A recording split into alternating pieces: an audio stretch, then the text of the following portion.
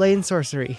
This is an interesting game to say the least. I spent well over 30 hours on this game, so I think I can give an accurate assessment to the hellhole that is this game. I love it, but that's the problem.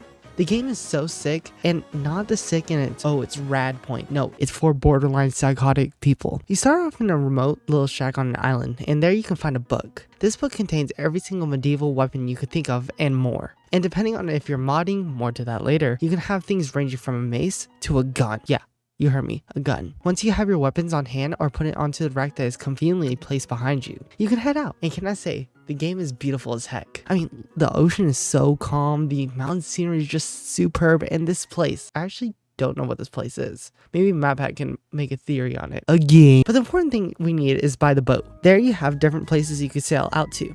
And depending on what you have, you can go anywhere. But I personally like staying in the arena. Now we get into combat. This part releases the inner monkey inside of you that wants to bash people on the side of the head. Now, a normal onlooker of the game would look at the gore and blood of the game and either squirm or cry themselves to sleep at night. But me, I think enjoying the game a little too much. Am I borderline psychopathic? I hope not.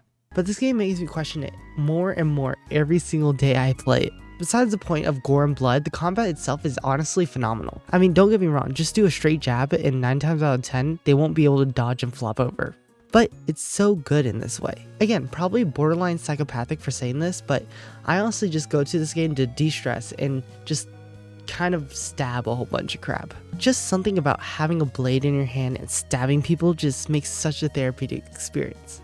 Now we get on to the best part of this. The modding. The modding makes the capabilities of this game literally endless. You want to live in your nerd Havana and have a little lightsaber that slices your enemies? You can. And you know the saying, don't bring a knife to a gunfight? Well, people are literally bringing knives to a gunfight. There are so many modders to this game that honestly, whatever you want, you could probably find on a forum somewhere, which is likely going to be Nexus Mods, which has a labyrinth of mods already. The best part, which is something more games could do, is that they have a really easy system to mod your game, and they actually encourage it, and you don't have to go through third parties just to mod your game. So in the end, this is probably one of my favorite games. It's gotten to the point where I boot up the game and people actually.